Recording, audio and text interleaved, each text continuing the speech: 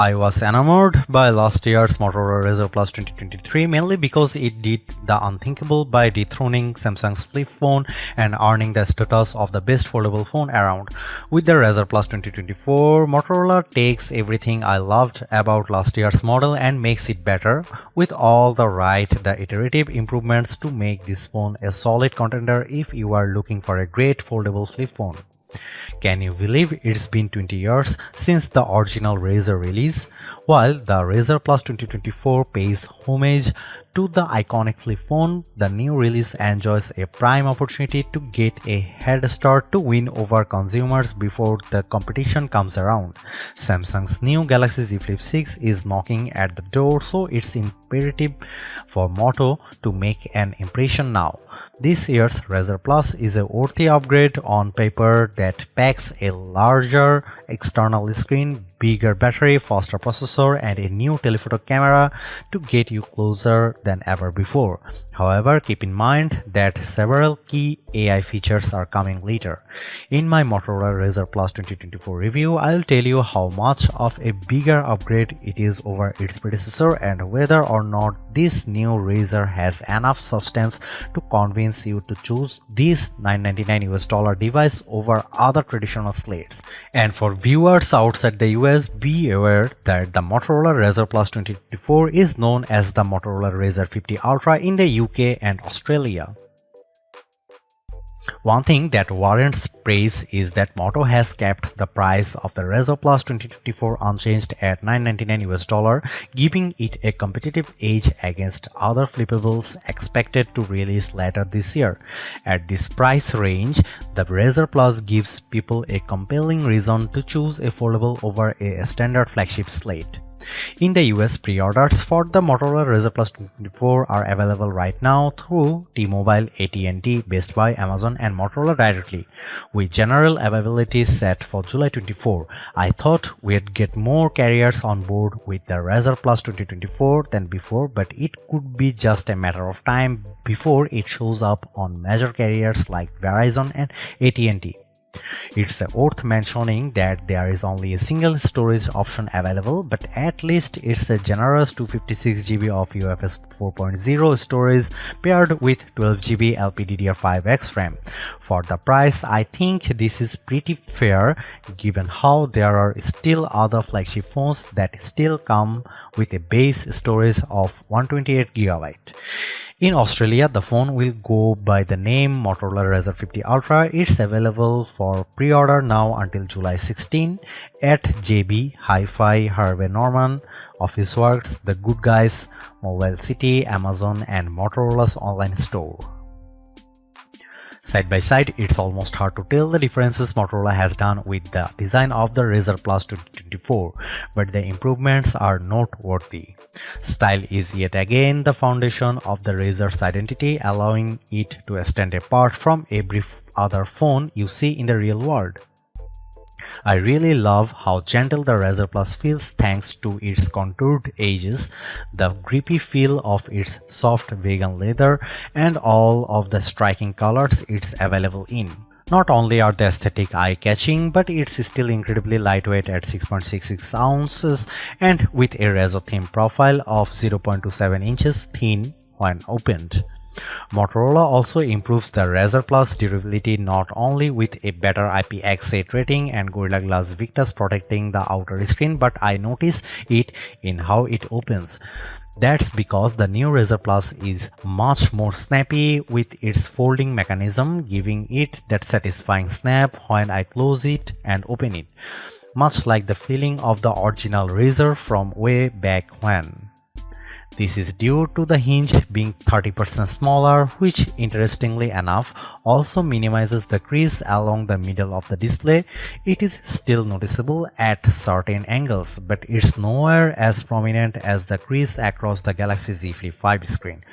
Best of all, the Motorola Razr Plus is available in more colors than ever before, with a total of 4 colorful options. They include midnight blue, spring green, peach fuzz, and hot pink.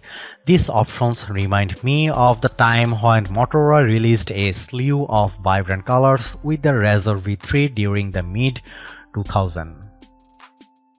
Motorola definitely made an impression on me with the Razr's outer screen last year. What made it special was that it finally brought a sizable display that unlocked new utility I haven't seen in other flip style foldables before. Rightfully so, the Razr Plus 2024 gets an even larger 4-inch POLED outer display that more importantly now offers an always-on display. You can even customize the screen to mimic the iPhone's standby mode with different images and backgrounds when the Razr's set to a tent position. While it's lighter on the customizations, it's the small improvements like this that help to differentiate the Razr Plus. Similar to before, there is a number of widgets to choose from with the outer screen, with the ability to punch the screen to see all the panels at once. And of course, I like that I can still run full apps natively, unlike the Galaxy Z Flip 5. Thanks to the larger screen, the Razr Plus 2024 is even more suitable for capturing selfies with the better main camera, along with being able to see more details in all the apps I use. Beyond that, the extra real estate also makes typing a bit easier than before. Opening up the phone reveals its 6.9-inch Full HD Plus POLED display. Out of the box, the colors look a bit more muted than I'd like, so I recommend switching the display setting to Vivid for better color saturation. There is still a protective screen cover over the display, but now it extends all the way to the edges to make things look more discreet. I played a couple of YouTube videos indoors without any issues, but it can still be challenging to make out details on the screen outside when it sounds super bright. In our Geekbench testing, the screen reaches a peak brightness of 2158 nits. That's short of Motorola's claim of 3000 nits, but it's big improvement over the 1084 nits that the 2023 Razr Plus reached.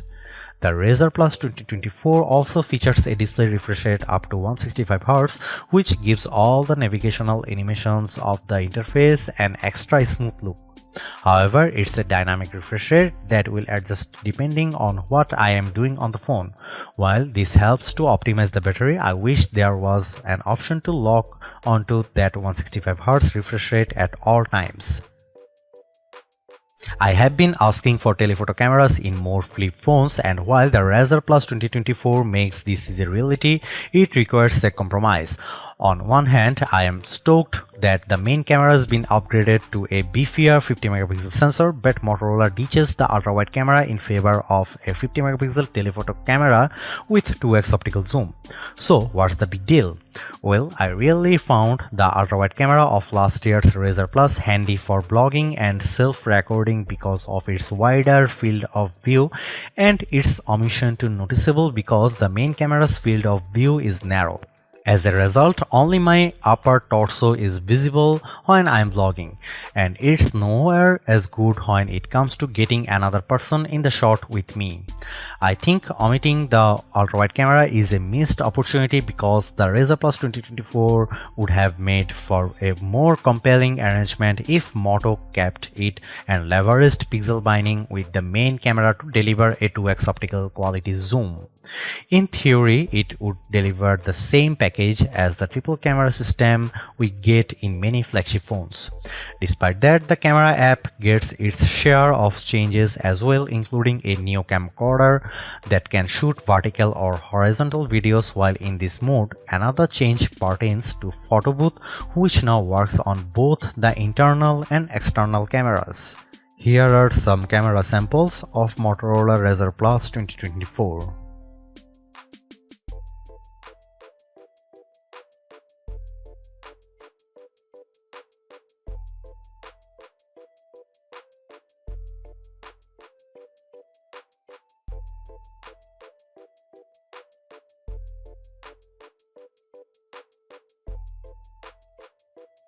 Rather than employing a previous generation chipset, the Razr Plus 2024 leans on the new Snapdragon 8s Gen 3 SoC for its muscle power. This chipset is often classified as a lower cost version of the Snapdragon 8 Gen 3 that powers most of today's flagships.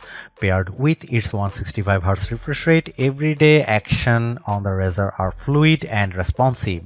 It's not buttery smooth like an iPhone 15 Pro or Pixel 8 Pro, but it's more than enough to convince me it's good enough.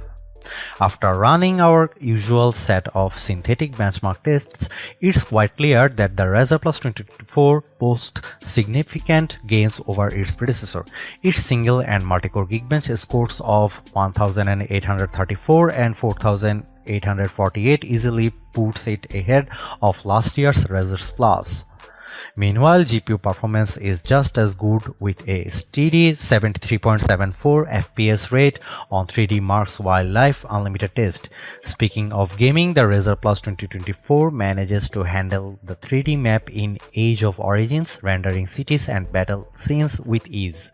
I do like that I have access to gaming toolkit while running my games, which lets me set it to a turbo mode to devote as many of the resources to the game as possible.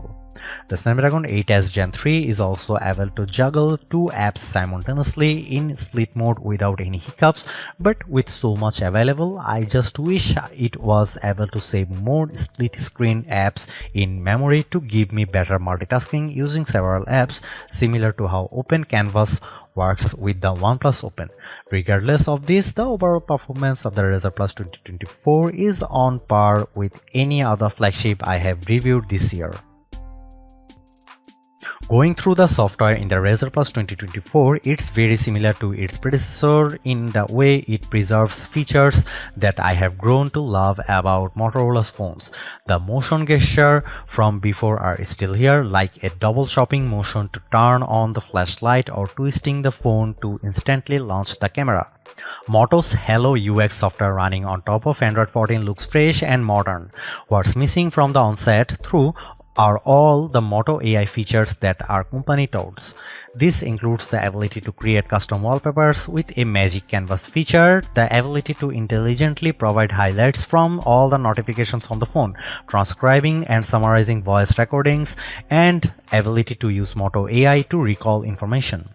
This is a huge part of the Razr Plus story, and I am baffled why Motorola is choosing to release them in the coming months instead of including them now. Even though they will eventually come, it would have been more beneficial to have them at launch. Luckily, there are still other AI features out of the box. This includes Google Gemini, which can be accessed directly from external display by either long pressing the power button or saying the usual "Hey Google" voice command. Gemini on the Razr Plus works just like on other phones to give me travel tips and recommendations, but it's made better here because you get 3 months of Gemini Advanced at no additional cost for handling several instructions in one sentence. This also includes 2 TB of cloud storage. Another area where the Razr Plus 2024 falls short in my opinion is enhancing the overall software experience. I already mentioned all the hand gestures the Razr offers and its ability to load some apps side by side to one another, but I wish more apps supported the phone's flex mode. That mode works flawlessly in the camera and YouTube apps, where it lays out the apps accordingly to make use of the two halves of the foldable display. However, nothing happens in other apps like Gmail or Google Photos. The reason why I am pointing this out because I find flex mode convenient for those times when I just want to go hands-free and let the phone sit upright on its own. And finally, Motorola's software support is a bit lax compared to everyone else, with 3 years of major Android updates and 4 years of security updates. That's far from the more generous 7 years of support that Google has with its current generation of Pixel 8 phones.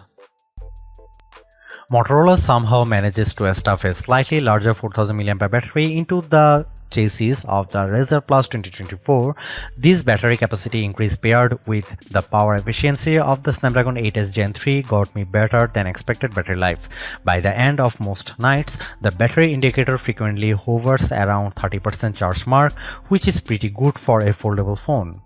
Our battery benchmark tests reveal it's no slouch in this area because one battery drain test reached an impressive time of 14 hours and 13 minutes, which is a huge improvement over the Razr Plus 2023's time of 10 hours and 9 minutes. The upgrade also extends to the charging abilities of the Razr Plus 2024, which now offers speedier 40-watt turbo power charging and 15-watt wireless charging. After charging it for 15 and 30 minutes using a 25-watt charger, the battery got to 27% and 48% respectively. I suspect it would be much better with a proper 40-watt charger. Even though I wish the phone was launching with its suite of Moto AI features, I still think that the Motorola Razr Plus 2024 is in a good position because of all the iterative improvements found throughout. It maintains the same stylish looks that has made the Razr one of the most attractive foldable phones around, while adding a bigger outer screen, much longer battery life, faster charging, and camera performance improvements. What I like even more is the fact that the Razr Plus price remains unchanged at $999 US, which should give Samsung and everyone else something to worry about. The only disappointment I have is Motorola choosing to ditch the ultra-wide camera in favor of a dedicated telephoto lens, more so when the main camera's full resolution snapshots rival the quality of the optical zoom lens. Apart from that, the Razr Plus 2024 is a delightful flip foldable that's worth a look without much compromise in its package.